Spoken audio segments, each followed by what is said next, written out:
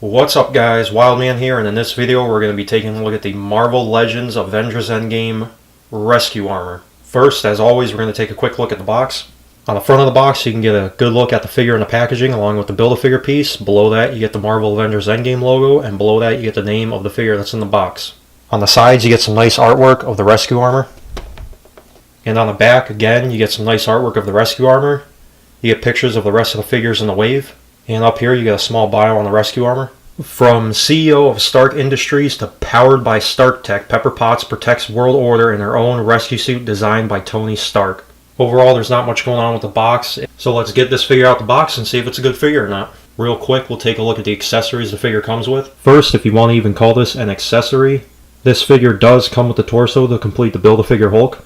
And the other two accessories she comes with are the two backpack pieces, one with the closed thrusters and one with the open thrusters. Both have a really good detail on them, both are painted very well. As for the figure itself, again with Hasbro's movie figures, this is just covered in a bunch of sculpt and paint. Very nice sculpt and paint.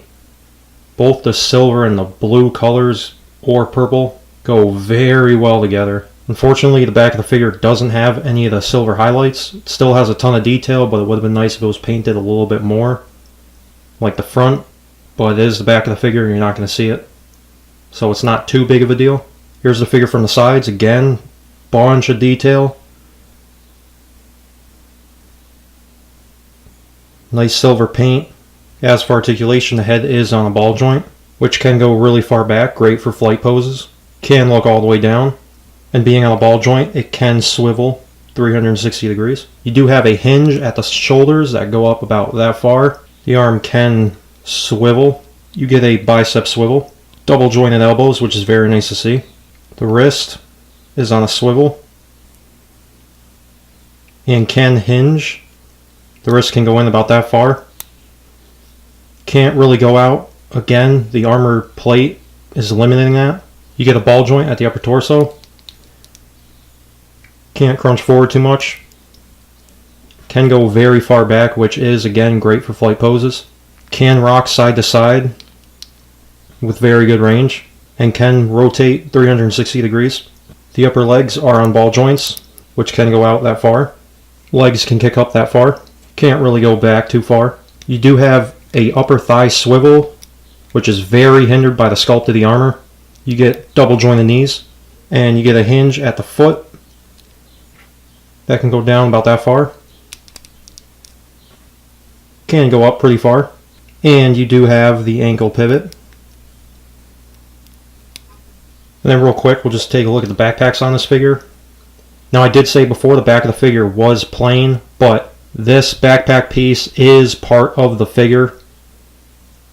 It is always supposed to be on the figure because that is part of the armor. So the back of the figure is not too plain. It does have a lot of paint and a lot of detail.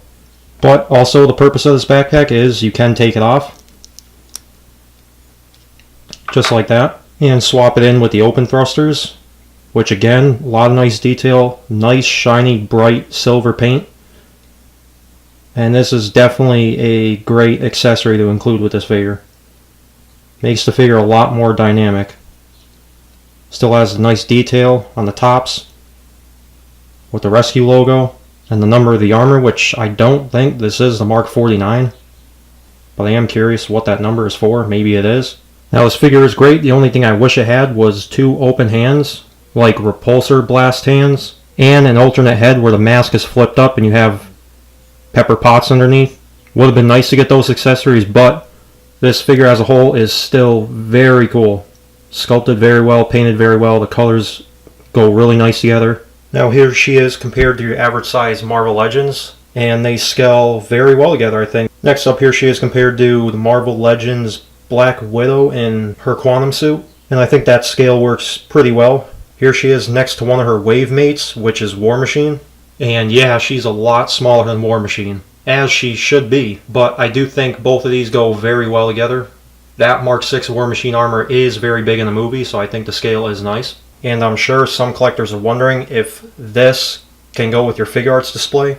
And to be honest, I do think so. Yes, this SH Figure Arts Iron Man should be bigger. Again, imports are scaled a little bit smaller, at least Figure Arts. But I do think this scale is not too bad. You can fudge this figure into your displays.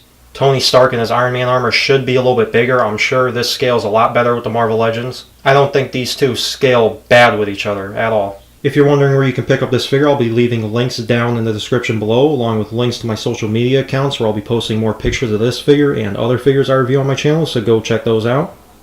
If you guys enjoyed this video, hit the like button, subscribe down below, hit the bell icon to get notifications on when I post new videos. Thanks for watching, and I'll see you guys in the next video.